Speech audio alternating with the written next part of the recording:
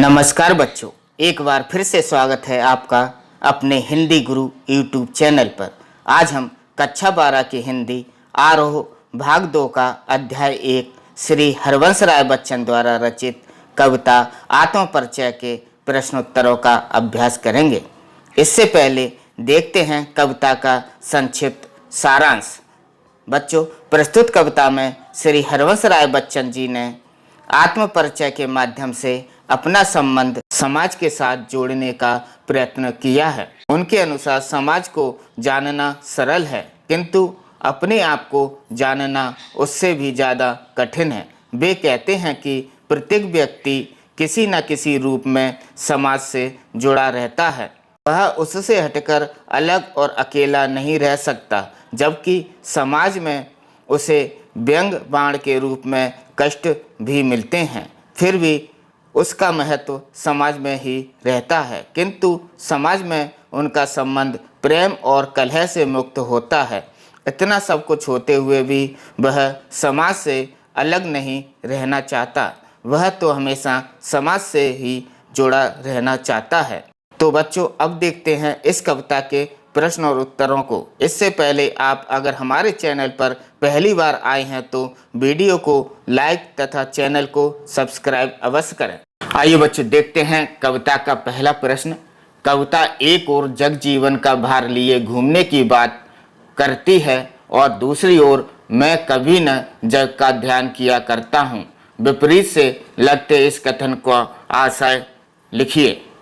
उत्तर: कवि ने जीवन का आशय जगत से लिया है, अर्थात वह जगत रूपी जीवन का भार लिए घूमता है। कहने का भाव है कि कवि ने अपने जीवन को जगत का भार माना है। इस भार को वह स्वयं वहन करता है। वह अपने जीवन के प्रति लापरवाह नहीं है, लेकिन वह संसार का ध्यान नहीं करता है। उसे इस बात से कोई मतलब नहीं है कि संसार या उसमें रहने वाले लोग क्या करते हैं। इसलिए उसने अपनी कविता में कहा है कि मैं कभी न जग का ध्यान किया करता हूँ, अर्थात मुझे इस संसार से कोई या किसी भी प्रकार का मतलब नहीं है। बच्चों, अब देखते हैं दूसरा प्रश्न। जहाँ पर दाना रहते हैं वहीं नादान भी होते हैं, कवि ने ऐसा क्यों कहा है? इसका उत्तर देखें। कवि हरवंश राय बच्चन जी कहते हैं कि संसार में दोनों तरह के लोग रहते हैं, ज्ञानी और अज्ञानी, अर्थात समझदार और नासमझ दोनों ही तरह के लोग इस संसार में रहते हैं। जो लोग प्रत्येक काम को समझबूझकर करते हैं वे दाना होते हैं, जबकि बिना सोचे विचारे काम करने वाले लोग नादान होते हैं। अतः कवि ने दोनों में अंतर बताने के लिए ऐसा कहा है।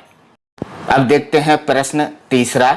मैं और जग और कहाँ का नाता पंक्ति में और शब्द की विशेषता बताइए। उत्तर: किसी बात या शब्द पर बल देने के लिए उसकी पुनरावृत्ति की जाती है। कवि स्वयं को समाज से बिल्कुल अलग मानता है। उसका तथा समाज का आपस में कोई संबंध नहीं है। इसी कारण कवि ने और शब्द की आवृत्ति 3 बार की है। आइए बच्चों, अब देखते हैं चौथा प्रश्न। शीतल वाणी में आग के होने का क्या अभिप्राय है? या यह प्रश्न इस प्रकार भी बन सकता है, शीतल वाणी में आग लिए फिरता हूँ, इस कथन से कवि का क्या आशय है? और तीसरा भी प्रश्न है, इस प्रकार से बन सकता है, आत्मपरिचय में कवि के कथन शीतल वाणी में आग लिए फिरता हूँ का विरोधाभास स्पष्ट कीजिए।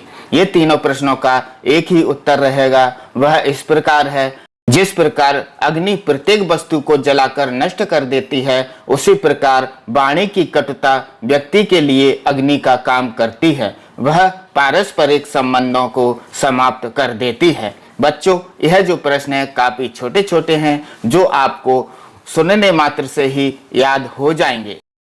अगला 5वां प्रश्न है। बच्चे किस बात की आशा में नीड़ों से झांक रहे हैं? यहाँ नीड़ों का मतलब होता है घोंसले। देखें उत्तर। पक्षी दिन भर भोजन की तलाश में भटकते फिरते हैं। उनके बच्चे घोंसलों में माता पिता की तरह राह देखते रहते हैं कि माता पिता उनके लिए दाना लाएंगे और उनका पेट भरेंगे। साथ साथ वे माँ बाप के स्नेहिल स्पर्श पाने के लिए वे नीड़ों यानी घोंसले से झांकते रहते हैं। देखते हैं प्रश्न 6वां। दिन जल्दी जल्दी ढलता है कि आवृत्ति से कविता की किस विशेषता का पता चलता है? उत्तर, दिन जल्दी जल्दी ढलता है कि आवृत्ति से यह प्रकट होता है कि लक्ष्य की तरफ बढ़ते मनुष्य को समय बीतने का पता नहीं चलता। समय परिवर्तनशील है, समय किसी की प्रतीक्षा नहीं करता है, अतः बीता हुआ समय कभी लौटकर वापस नहीं आता है। बच्चों, आपको इस पाठ की पीडीएफ चाहिए तो उसकी लिंक मैंने डिस्क्रिप्शन बॉक्स में दे दी है। आप उस लिंक पर क्लिक करें और पीडीएफ प्राप्त करें। बच्चों, अगर आपको यह वीडियो अच्छा लगा तो वीडियो को लाइक एवं शेयर अवश्य करें। धन्यवाद।